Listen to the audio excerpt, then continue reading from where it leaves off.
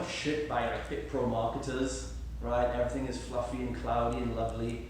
You know, you just need to get your Instagram working and everything's going to be great. And it's like you can do all these things right, and something in the wider ecosystem that your business is playing a part in can fuck you over in 2 seconds. And the bigger your business grows, the more pushback you'll get from your ecosystem. You know, the bigger this thing is that you build, the more susceptible and vulnerable you actually are to outside forces, right? So you think about it. If you have a business with 10 employees and they decide to go on strike, maybe you'll recover from it. When you have 10,000 employees and a strike starts, they can wipe you out overnight, right? Because it's the same little speed bump of a problem in the team culture somewhere. Maybe because they don't get 20-minute breaks, they only get 15-minute breaks, or some stupid shit like that you see all the time, right? So, yeah, just like that's why emotional resilience is so important. You have to be able to take the punches, and if you say you want to grow big, and I only work with people that want to grow big, and aren't here just for a little lifestyle business where they can make 10 grand a month, and they're like, no, I'm done with all that. Because we're also at a time in the industry where you can't play small. You have to go big or go home now because the industry is shifting. And you know, you guys need to think about, it's going to be a case of we go big, the only difference is maybe when we get there or how we get there. But in your area, I don't mean big as in like Fortune 500, I mean big in your town. We're coming to a point now where you guys need to be number one. If you're not number one, you're number 0, pretty much, in your town for boutique training and what you do. So, what I want to kind of quickly start off with and give you guys an overview of, so you can know your place in the larger ecosystem, is not enough fit pros are looking. They're looking at a snapshot of just what they need to do today. And the problem is, a lot of you guys, you know, you've been brought up by either reacting to what the big box gyms are doing, which is not the right thing to do, or you're reacting to what like other fit pros who have been successful are telling you. Like, I built my gym to this by doing a 6-week challenge. Great, like, okay, learn from that, but if you expect that's going to work in 2 years from now, if you're just reacting and following someone else and waiting for them to tell you what they're doing next, then that's a big problem with a lot of mentorships I see actually. Most mentorships are just, I do this, so you copy me, but I have no idea what I'm doing next. But I'll maybe figure it out. If I do figure it out and I don't got a business, then I'll tell you the next thing I'm going to do. And you know, that doesn't work. What you need to learn to do is to navigate your ecosystem and understand market trends on a bigger level. And you know, and trends, of course, they're only predictions at the end of the day. No one can guarantee what's going to happen. But from 10 years experience and learning a lot about this, and also analyzing similar industries, here's a couple of trends I see happening over the next few years. First of all, when any technology or industry hits market saturation, the next step is monopolization. This has happened to TV, to radio, to social media, to restaurants, to beer selling, to barbers, to anything. Fitness is next, right?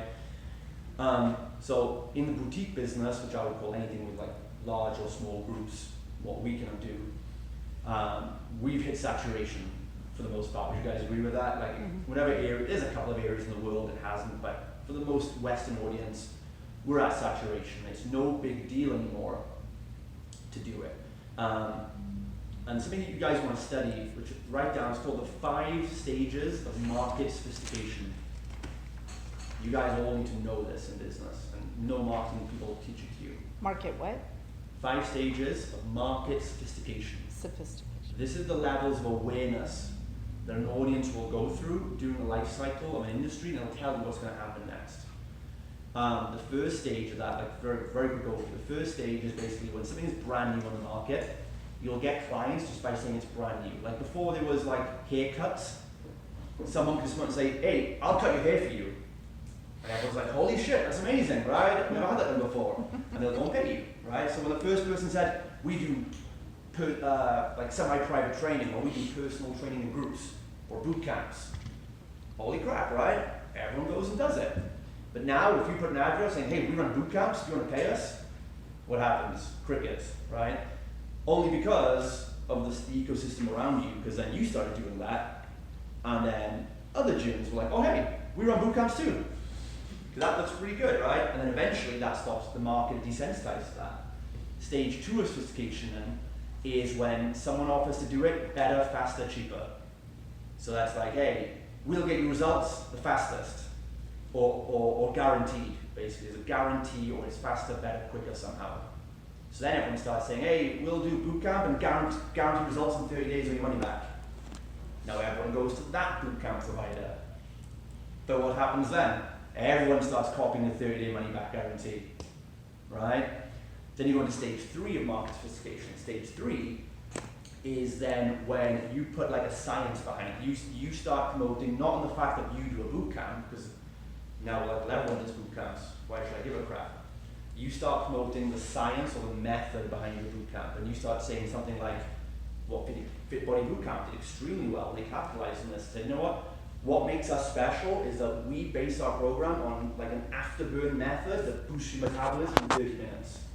Now the secret is, everyone's boot camp is doing that, but no one's talking about it, because they're still trying to sell the feature, not the benefit.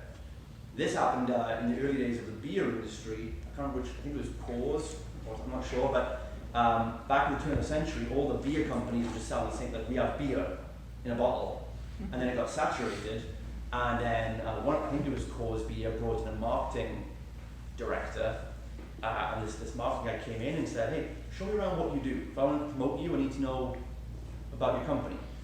And they showed him like, hey, well, this is how we collect all the ingredients, and it goes through this rigorous process, and then, you know, get the best ingredients from this place, and we put it into the bottle, and it goes to the distillery, and da-da-da.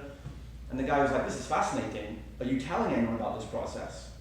And they were like, well, no, it's just how we make beer. And he's like, and the guy said, you need to put this, your system for doing this needs to go front and center. And the beer people were like, well, but all the breweries do it this way. And the argument was, yeah, but no one else is talking about that. They put that in, became the largest beer company in the world, right? And then again, everyone else is just reacting to that. So then they start doing it. Oh, we do interval training too. And you go to stage 4, right? Anyway, I'm not going through all the stages, but eventually, stage 5 is where you become a brand, essentially. Stage 5 is where something is now so mainstream that only the top brands in that ecosystem are going to get paid because of who they are, not because of what they do or what they have. So look at something like, well, the beer industry, even that now through 100 years has now got to stage 5, where young people who will sell beer now are the market leaders or brands. Otherwise, you ain't getting in. Because it's so saturated, there's now a couple of market leaders, and if anyone else even tries to start a beer company, they'll just get absorbed or taken over quickly and acquired by the big dogs. Well, it almost starts over, because then you have the craft beer industry. You have that builds sabotages, up, yeah. And that builds up, and you know, like I'm from Texas, and I know Carlock was a big one. They just got bought out, and so they got bought out by Bud or whatever. So it's almost like that starting thing. And that's, like, if you look at like these kind of boot camps or a small boutique doing, it's the same kind of concept. Like there's, you could go franchise with a CrossFit or something, but eventually it's going to get to a point where these bigger places, that 24-hour fitness or something, is going to go, hey, we can offer something different. So that's not happening here, but there's no way that's not going to happen, because it's, like you said, it's a cycle. So Well, and it'll come to 2 or 3 top brands at the end of the day that will compete for everything, like Coca-Cola, Pepsi, and every other, and if we get to monopolization then, which is the next point, is when the big dogs who accelerate further and get the furthest will just absorb everything else. And like most other brands like 7-Up and things like they're all owned by Coke. And Coca-Cola built those sub-brands or acquired them just to compete with Pepsi. So the market share they lose from Pepsi is made up by their sub-drinks. So when you go into the Coke, if you're at the level of competition of Pepsi are competing against Coke's sub-products. They're not actually competing with Coke. That's like how big it is, like, at that level, Coke, like, don't bother with the stock you up, basically, right? If you look at that too, my wife runs a Coca-Cola plant. If you think about it, you could probably name a drink, and it's probably owned by them. Fairlife milk products, like if you go buy a gallon of milk, it's a Coca-Cola product. Simply Lemonade or orange juice or whatever, that's a Coca-Cola product. Dasani, Smart Water, all that, all Coca-Cola. Rockstar, all these energy drinks, Full Throttle, all these kind of things, Coca-Cola. Costa Coffee now in the UK and Europe. We've got Costa Coffee, the biggest coffee chain after Starbucks, just got bought by Coca-Cola. They're constantly looking at what's the next product, where's the market going. You look at all the sparkling water products and everything right now, really big in Europe, not big here, but in popularity. So they are just buying up all of these, they're basically buying the smaller sparkling products and they're condensing them under single brands. Monopolization, right? Look at social media. Facebook, right, took over, monopolized, bought up Instagram, bought WhatsApp, and they'll just keep buying any app that has a thing to go anywhere. They tried buying Twitter for a long time. Twitter didn't buy out, so they're like, right, we'll screw you, or we'll do what you do better than. They took on Snapchat wouldn't sell, so they took them on by buying Instagram. And we'll just put Instagram stories in and do what Snapchat does as 20% of our service. Right? So it's like, they're either going to buy you out or they'll just do it anyway. And so, like Mike said, yeah, when it does hit saturation, then you'll then get sub-niches pop off that will then go through the same market cycle. And that's where some of you already have been pushed into, like Iron Girls, for example. So you're in an area competing with a lot of the big general camps. And like I said before, the one distinction they don't have is that they're just targeting men and women. So if you want to stand out in that heavily saturated area, you have to now create your own sub-niche. But then remember, the phases of market sophistication will apply to you too. You might even end up saturating your own niche market if you grow too fast in your area. And so that's kind of how, if you understand that happens first of all, they'll become a brand at the end of the day, like vodka at Smirnoff. And it's like, now it's just, when they own the attention of the market, and you apply that to a local area, really we're at that stage now of saturation where the big box gyms are coming in, like you said, they're going to come in and they're going to see what you do, and they are.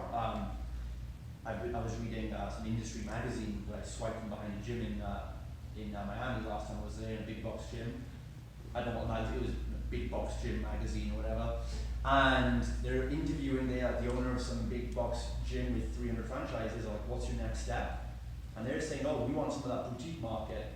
We see that what these little guys are doing is working really well, these transformation programs, this, that. Well, we're going to for a cut, and we're telling all our franchisees to go in on that. And you'll see it now, they'll use the buzzwords you use, like transformation, they'll say it's team training.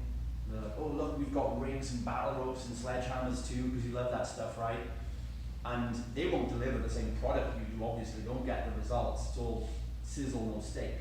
But the problem is, it's still going to dilute your marketing, and it's going to rob you of prospects who, they won't get the same results as you, but you know what, when they take half your market share, and you stop getting 20 leads a day and start getting 5 a day, because now they go to this place that does it cheaper, by the time those clients have realized the product is inferior to yours, well, they can come back around to you for another 6 months or more if they're bought into a 12-month contract. So they've they've intercepted the leads and customers from you, given them a shitty product, but you know what happens then? They come out and now they're resistant to buying any boot camp stuff because they'll lump you in the same category as them now and go, well, they weren't pretty good at that, so, and now these guys are charging double the price. I know, it was pretty shit last time. So they're diluting the reputation for everyone. And that's why the whole transformation thing, like I said, that's not enough to compete on. That was what we competed on 5 years ago, but when the big boxes and other investors come in on it and start taking the idea and then just hacking it to death and kicking the crap out of it just to make some fast cash, it's going to bring down your brand equity as well. And that's what's going to happen probably faster in the States over the next 3 years. I think in the UK we've probably got like 5-6 years on that, but I would say the next 18 months, especially now when this recession hits, these guys are going to go, and they're planning for it already. They know a recession is going to hit in 12 to 18 months, and they're going to plan on that time to open up a transformation center with no staff in it, probably run by an app or something, just with all the same equipment and the same promises. The customer doesn't know any different. They'll stick that up and charge $70 a month for it.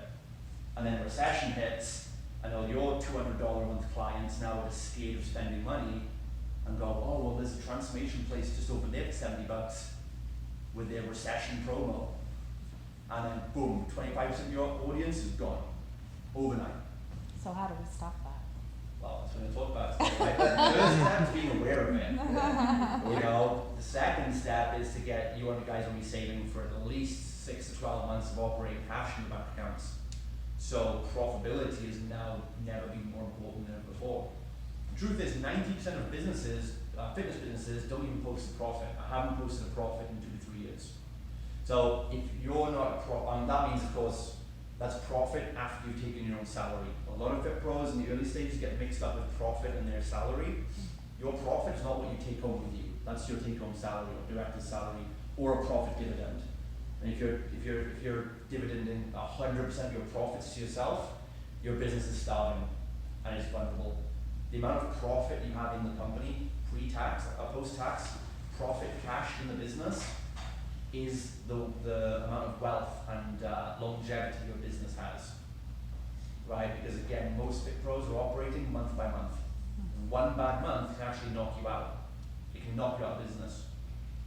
So operating cash flow is knowing how much does it take to run your business every month. You know, all the costs, including your salary, everything bar a profit. So all your employees, the salary you want to take each month, taxes, overheads, everything. What does all that cost combined? If that's say $10,000 a month, then your operating capital is you need $10,000 a month in the bank, and your real wealth or safety or success, I would say, your business is how many months of operating capital you have as a breathing zone if the worst happened. So we aim for 6 to 12 months. Most businesses operate in less than 3, which means, so if all your revenue stopped coming in tomorrow, every client left, or again, all your gym burns down, you can't operate for any reason, how many months could you actually keep operating, covering all your costs without letting people go or downsizing? How many months, and think about this right now, how many months could you actually go on for right now if you lost all your customers tomorrow? Most people, it's less than a month. Right? And yeah, you're probably not going to lose all your customers. But when a recession hits and 20% walk out, then you go into a spiral of reaction and oh my God, because 20% of our direct debits went, and we've still got 100% operating costs. And then we've got to cut back, we've got to let someone go, we've got to downsize, we've got to stop our advertising, and all those things are the worst thing you can do in that situation. Right? Because you're just reacting to what your clients did last month and downsizing. So the more operating capital you have in the bank, at least 3 months, you guys should be your first priority, get at least 3 months in there. So if the worst happened, you could stay afloat and pay everyone, including yourself, for the next 3 months as revenue comes back in again. And that is something, again, like 99% of owners will never do in their business. But it's the one thing you should take really seriously, especially the closer we get to a recession and a market saturation. This is a critical time for us because we're not only hitting a recession, but we're also at massive saturation, and we're vulnerable to big investors and big box gyms coming in and just undercutting us, right? And so we're getting double fucked basically at both sides. We're getting DP. And this is why. But you know what? But it's the market balancing itself, because we've had 7 to 10 years of the greatest growth ever. We've had $1 Facebook leads. So there's always a backswing for that. We get 5 years of and most fit pros think it's going to be that way forever. They have cognitive dissonance, where they think the way it is now is the way it'll always be. Because they've never been through a recession. They've never lived through 10 years of business, right? They've never grown beyond having 20 clients. So all the fit pros now who've locked onto Facebook ads, but now make that their unicorn, and they think that's everything for them now, and they stop doing everything else. Well, my Facebook ad is working. And the day comes, they wake up and either their ad account shut down, or they wake up one day and realize they're paying 3 times more for a lead as they did before. And Facebook ads and all pay-per-click advertising is a real estate bidding system. There comes a point where they'll be like, hey, I'm paying $10 lead instead of $2 now. What can I do to make the ad look better? And there'll come a point where guys like Mike and me can be like, well, nothing. you can't. It's not because your ad isn't good enough, it's because the real estate premium is high, because everyone's bidding for the same audience as you. So, and big companies, when big companies come in, and like let's say you're on your $20 a day Facebook ads budget, and you're paying to show your advert, your offer to 50,000 women between 13 and 40 in the Fort Worth area. But then a big box gym offering transformation comes in, and they say, oh, we'll put down $100 a day to Facebook. Who's going to get the market share? Who are they going to show the advert to? And I guess this is the problem a lot of fitpros have today, right? It's not the case now that they're spending all the money on ads and it's not working. A lot of the complaints I get, I'm not sure about you, but the complaints I get from fitpros is that Facebook are not spending my money. They've only shown it to 200 people. I want to spend, they're not spending, I'm not getting any leads out of it. That's the problem a lot of them face now. It's not that they're spending too much and the ad's not working, it's that they're throwing money at Facebook and Facebook doesn't care. And that usually is a sign that someone else in your area is bidding more than you. So we're giving them all the advertising. And more and more people are offering the same 6-week this or whatever it might be with the same copy that they just copy off you. That they just hired Jim Launch and used their exact language, exact copy. Yeah. I mean, we're squeezing, we're still in the window where we make so much back as a high ticket provider. Wow, Alex he's trying to get out of that business now. Yeah. But he went and catch it. Yeah, hopefully get an exit strategy though, but if not, if he was hoping he'd be that way forever, that'd be a loss for multi-million-dollar business overnight pretty much, right? So, if you spend 5 years building a company, you want to make sure you make money off it in some capacity for the rest of the next 20 years. But no one's prepared for this. You can cash in on a quick tactic, whether it's selling Facebook ads to fitpros or running a 6-week challenge, you can cash in on that. But again, if you think that's your business model for the next 10 years, you're going to be absolutely screwed, right? So, it's looking at, and we've had 7 to 10 years of the best years ever for growth. Now the market is balancing itself, because now everyone has got into the market, and now it's at the point where we've all grown.